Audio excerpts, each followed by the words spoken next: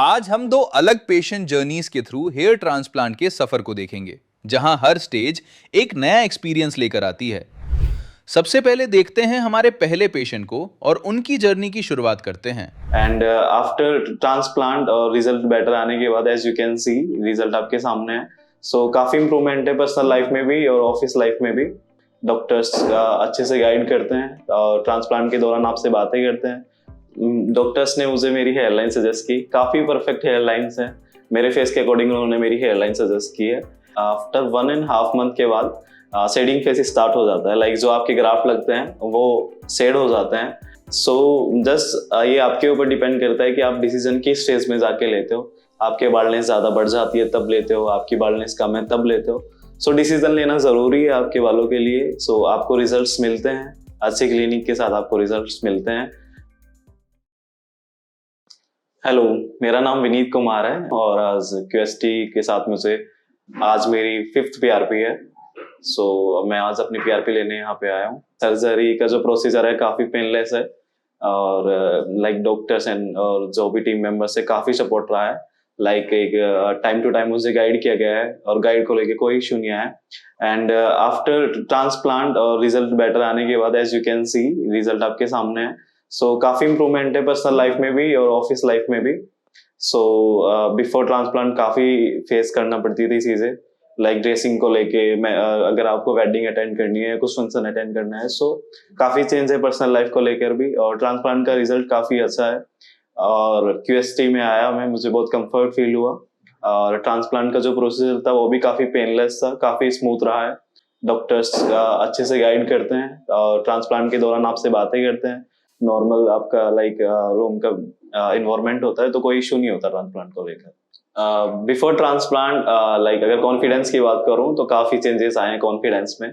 Because before transplant अगर कभी बात करने में भी जा रहे हैं, if you are going office और बात कर रहे हैं अभी किसी टीममेट से लेके या फिर टीम लीडर से लेके, तो या फिर कहीं भी शादी में भी आपको क्या होता है, एक हेजिटेशन रहती है बात करने में। बिकॉज सामने वाला आपके फ्रंट एरिया को देखता है, बालों को देखता है, so that's feel very low. And after transplant मैं अपना मन चाहा हेयर कट ले सकता हूँ। You know, before podcast I shoot before 2-3 months I have a long hairs in before podcast. अभी मैंने शॉर्ट हेयर कराए हैं। सो क्या बालों के साथ आप कुछ भी एक्सपेरिमेंट कर सकते हो, छोटे बड़े कर सकते हो आप। लाइक ड्रेसिंग सेंस आपकी अच्छी हो जाती है और बाल होते हैं तो आप कुछ भी कर सकते हो। काफी कॉन्फिडेंस आता है, बात कर सकते हो, घूम सकते हो, फोटोशूट करने का मन करता है, वीडियो बनाने का मन करता है। बिना बालों के आपको कुछ कॉन्फिडेंस नहीं आता। लाइक अगर आप फोटो लोगे तो आप खुद भी अपने बाल ही देखोगे। सो बहुत चीजें हैं जो इम्प्रूवमेंट होती है। Like if you have doubt for transplant you can call क्यूएसटी, you can get everything जो भी ट्रांसप्लांट से रिलेटेड क्वेरी है। सो काफी स्मूथ प्रोसेस है और काफी कॉन्फिडेंस भी बढ़ता है, पर्सनल लाइफ में चेंजेस आते हैं। और ट्रांसप्लांट के दौरान जस्ट मेरा एक ही कंसर्न था डॉक्टर से, लाइक मेरी हेयरलाइंस को लेके। बट डॉक्टर्स ने मुझे मेरी हेयरलाइन सजेस्ट की, काफी परफेक्ट हेयरलाइंस हैं मेरे फेस के अकॉर्डिंग। उन्होंने मेरी हेयरलाइन सजेस्ट की है और डॉक्टर ने मुझसे बार बार पूछा है like you are comfort with your hairline. So कोई इशू नहीं था। हेयरलाइंस मेरी आप सामने देख सकते हैं, काफी नेचुरल हेयरलाइंस है।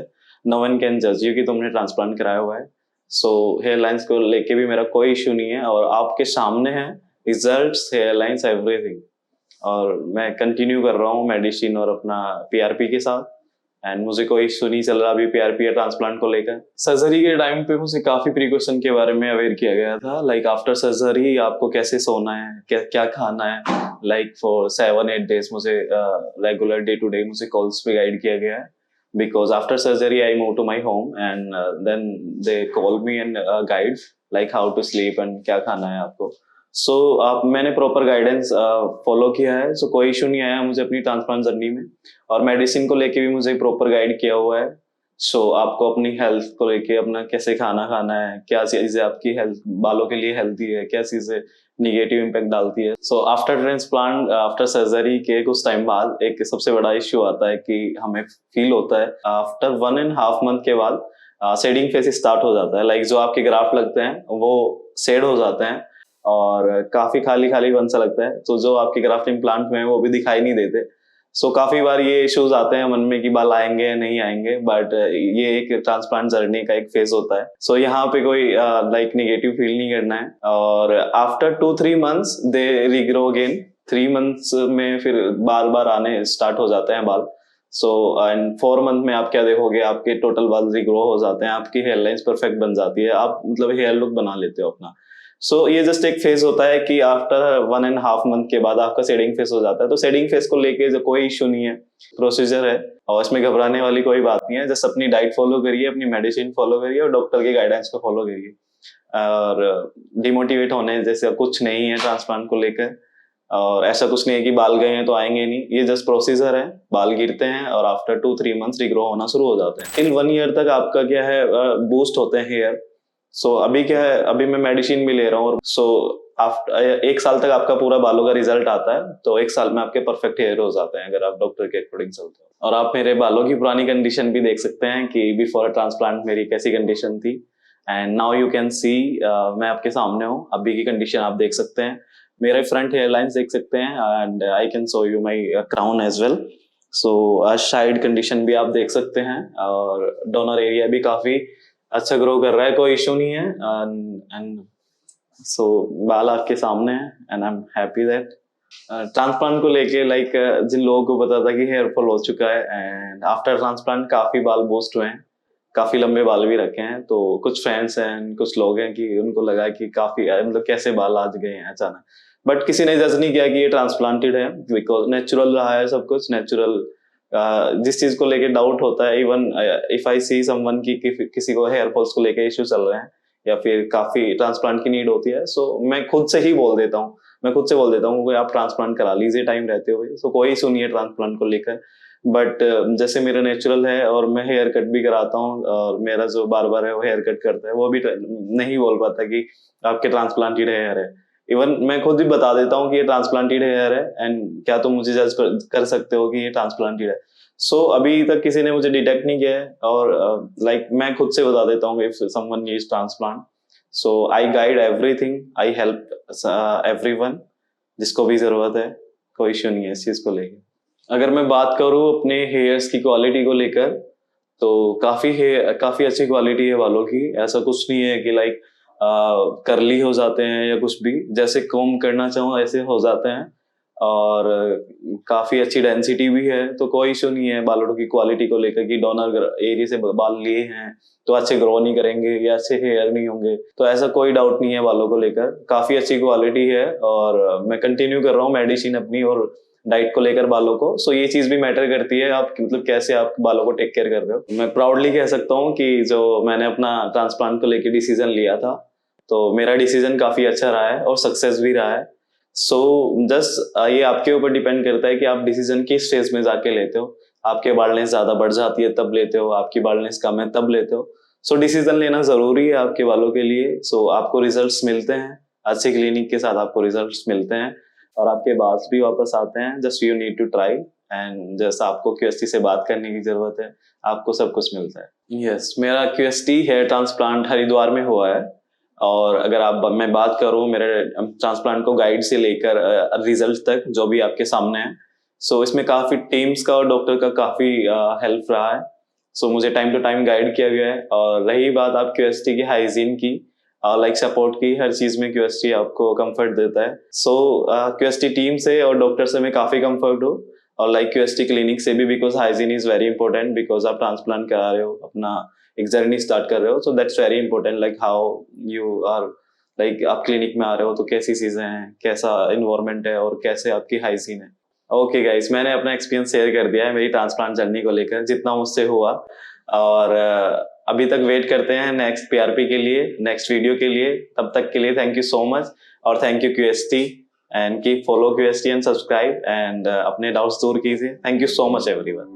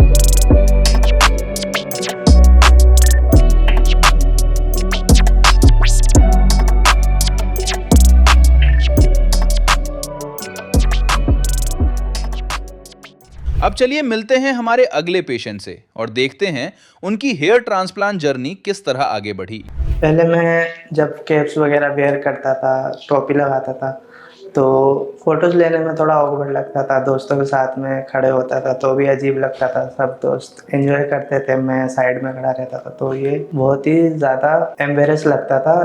तो जिससे मैं अब खुल गया हूँ और काफ़ी बेहतर हो गया हूँ पहले से। अब मैं सब चीज़ एंजॉय करने लगा हूँ, तो I am feeling very proud this time. फिर जब मैंने अपना हेयर ट्रांसप्लांट कराने का सोचा, डिसीजन बनाया, फिर मैंने अपने घर पे बातचीत की।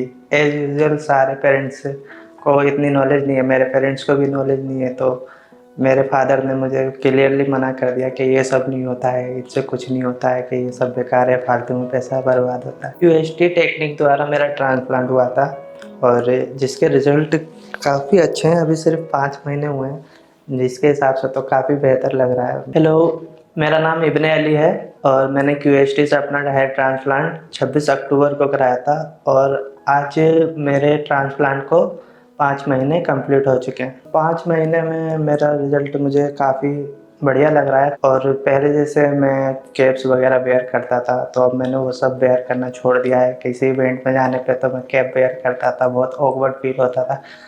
तो अब मेरा कॉन्फिडेंस लेवल काफ़ी ज़्यादा हाई हो गया है, जिससे अब मेरे को कहीं भी आने जाने में ज़्यादा प्रॉब्लम नहीं होती, ज़्यादा हेजिटेशन नहीं होती। पहले मैं जब कैप्स वगैरह वेयर करता था, टोपी लगाता था, तो फ़ोटोज़ लेने में थोड़ा ऑकवर्ड लगता था। दोस्तों के साथ में खड़े होता था तो भी अजीब लगता था। सब दोस्त एंजॉय करते थे, मैं साइड में खड़ा रहता था, तो ये बहुत ही ज़्यादा एम्बेरस लगता था।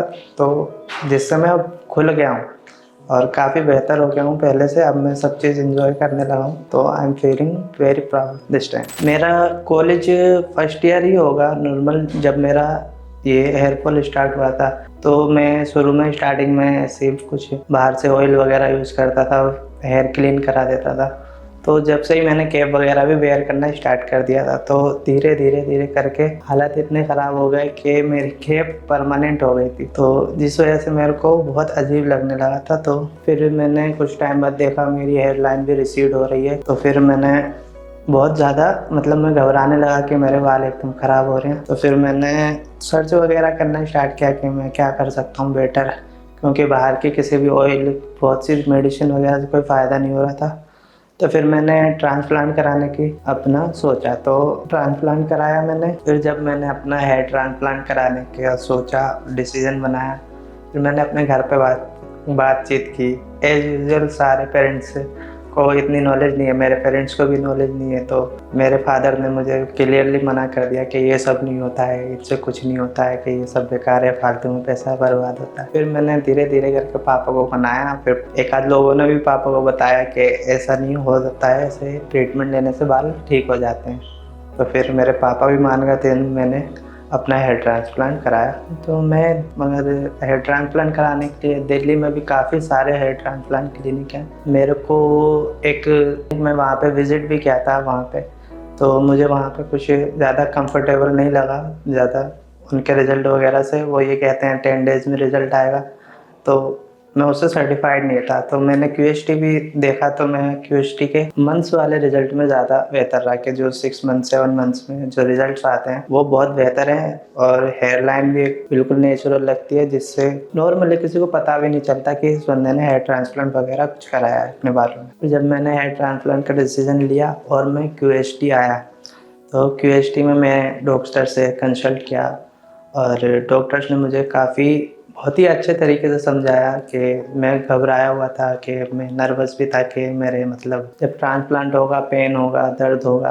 तो कुछ अलग अलग तरीके के लोगों ने बताया था कि ऐसा हो जाता है, कोई कहता है कि कैंसर हो जाता है। तो डॉक्टर्स ने मुझे काफ़ी अच्छे से कंसल्ट किया और फिर मैंने डिसीजन लिया कि मैं ट्रांसप्लांट कराऊंगा। देन मेरी पीआरपी वगैरह हुई। फिर मेरा जो हेयर लाइन बनाई गई थी, उस टाइम मुझे थोड़ा लग रहा था कि शायद मेरी हेयर लाइन ऊपर है, but now I am comfortable. Doctors के हिसाब से एकदम ओके हेयर लाइन थी और मैं अभी बिल्कुल सर्टिफाइड हूँ अपनी हेयर लाइन से, जो मुझे बहुत अच्छी लगी। फिर मेरी हेयर लाइन और बनाने के बाद मेरे को ओटी में भेज दिया गया और ओटी में काफ़ी डॉक्टर्स का भी बिहेवियर बहुत अच्छा था, हाइजीन भी बहुत बेहतरीन। जब मेरा ट्रीटमेंट हो रहा था तो उस टाइम म्यूज़िक वगैरह भी चल रहा था जिससे मेरा माइंड थोड़ा फ्रेश था। और वैसे भी मेरे को अपने हेयर ट्रांसप्लांट होते समय कुछ पेन कुछ किसी चीज़ का पता नहीं चला। और बीच में डॉक्टर पूछते भी रहते हैं कि पेन तो नहीं हो रहा है, और रिफ्रेशमेंट वगैरह के लिए भी सब बेहतर था और लोग के। मेरी सर्जरी कंप्लीट हुई और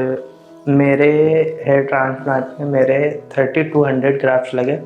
3000 ग्राफ्ट मेरे आगे की साइड लगे थे हेयर लाइन में, और 200 ग्राफ्ट मेरे क्राउन एरिया में लगे थे। तो सब ठीक था। QST टेक्निक द्वारा मेरा ट्रांसप्लांट हुआ था और जिसके रिज़ल्ट काफ़ी अच्छे हैं। अभी सिर्फ 5 महीने हुए हैं, जिसके हिसाब से तो काफ़ी बेहतर लग रहा है। जब मेरा हेयर ट्रांसप्लांट कंप्लीट हो गया तो मैं यहाँ से चला गया। उसके बाद भी यहाँ के डॉक्टर्स मेरे टच में रहे। हर रोज़ डे बाई डे मेरे से पूछते रहते थे कि आपको कोई तकलीफ़ तो नहीं है, फ़ोटोज़ भेजिए, आपका मतलब हेल्थ कैसी है, हर चीज़ का ध्यान रखते थे। डॉक्टर्स कहते थे मेडिसिन टाइम से लेना। पूरा फॉलो अप QST का बहुत बेहतरीन था। तो फिर करीब 1 महीने बाद मेरा जो ट्रांसप्लांट का तो वो शेडिंग फेज स्टार्ट हो गया था।